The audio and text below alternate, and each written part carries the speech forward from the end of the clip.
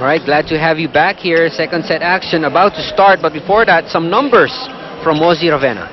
Well, kanina towards the end of that set, first set, Ian was asking, actually was waiting for the numbers on the errors of St. Benilde. Eto na, Ian. 13 errors on that first set. Imagine giving 13 points That's half to of your the set. opponent. More Yes, than. and so in spite of having 3 more blocks against Perpetual, still Perpetual was able to get that set and was able to limit their errors to only 5.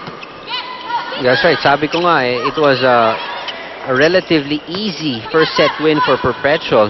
Sayang yung effort ng Benilde. When you see the numbers, sayang yung effort nila in that first set. And Perpetual also producing 2 blocks and 2 service points. That's right. I would say from those 13 errors, you know, more or less half of that came from service errors. Diba na ang dali lang nakuha ng kalaban. So they really have to put an antidote to that problem. Good serve from Sartin. Kailangan lang naman dun, di ba? Sure serve muna. You don't have to have a really powerful, sharp serve. Porsyentuhan na. Oh, it's important. Pasok mo muna. And then when you get the hang of it, saka mo i-adjust. Alright, another good serve from Sartin as this attack from De Los Santos in the middle, swiping it off the block of CSB. Good serve again. Oh, Ajero did not know what to do with that over a bit, you know, that set that was a bit over. Well, so far, partner, on CSB side, Araneta and Lauren with 3 attack points, Fajardo with 2. On the other side, De Los Santos with 3, Diaz and Sartin with 2 apiece. This is going out, and this is another poor start from CSB with a lot of errors piling up as early as we're having here in the second set. Shakey's, if it's fun, family pizza, it has got to be Shakey's. Oh, nice down the line from Diaz.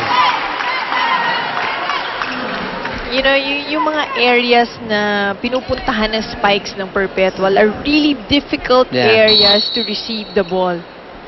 Those are almost targeting the line. Yeah, that's what they call prime areas, prime real estate in the court, you know. And 6-0, and alarming, Coach Delma. Oh yeah, timeout needed. Let's sit in. Parang ayaw magtitigil sa inyo. Di ba wala naman yung problema? Parang may nagtitigil sa laro nyo. Hindi pwede. Kailangan yung personality nyo dyan matapang para mayroong kayo ibubuga. Pag hindi, parang gano'n kayo with your error, tuloy-tuloy yan, parang kawawa. So parang hindi kayo sumasali ng feeling. I-challenge nyo lang yung sarili nyo. Sobra-sobra na yung binigay kong tip sa inyo. Motivation inside. Ang sarap maglaro. Basta na usap lang sa mata. Usap lang sa mata para tumapang. Pag gano'n ang attitude nyo, walang mangyayari sa laro. Animal! Alright, there you have it. And that was definitely a challenge for the players on the court for CSB. You gotta have fire in your eyes, and you gotta see this as as an opportunity, and hindi kayo pwedeng malamya, ano? Yung sinasabi niya, hindi pwedeng mababagal-bagal.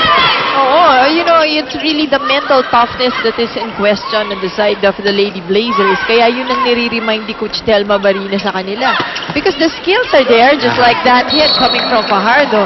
It's just that yung when to use it, how to use it, yung movement nila inside the court. Kaya nga sabi niya, tinginan, it's more of the cohesion of each of the girls. And they should have that because they're veteran players. They've familiar faces for quite some time now. Of course, yeah. Kaya nga sabi ko wala nang unfamiliarity dapat na nangyayari inside. Kaya nga sabi ko, yung expectations for this squad is really, you know, one of those, like a veteran team, if you may call it that, kasi hindi na nga sila bagito dito sa Shakey's Biligan. Another thing that struck me in that time out of Coach Barina Rosso, sabi niya, masarap maglaro.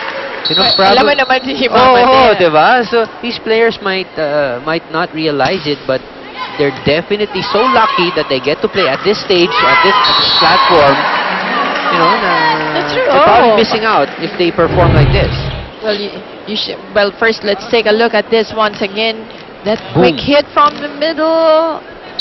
Ang ganda from De Los Santos. Avoiding the block and hitting it on the line. So another good play there for Perpetual. Adjusting her angle. Well, again, Ooh. going back to Mamate, siya nga you should have seen this girl play. Oh, definitely. Oh, pero, di ba, hindi nagkaroon ng chance. That's So, right. kaya sila swerte mga players ngayon. Exactly. Axel, the official outfitter of the Shakey's V League. Ooh, poor reception. And Yumang coming from a successful attack, giving an ace this time to her team. So that's 2 points, back-to-back points coming from Yumang. Yumang with another serve, and she gives it again to Sartin, who seems to have a problem Getting to that first ball. receiving the ball, yeah. Right, Lauren. Diaz. And Fajardo winning that joust. But a violation called against them as Perpetual takes that point. All right, it is again Perpetual going to the first technical timeout, 8-4.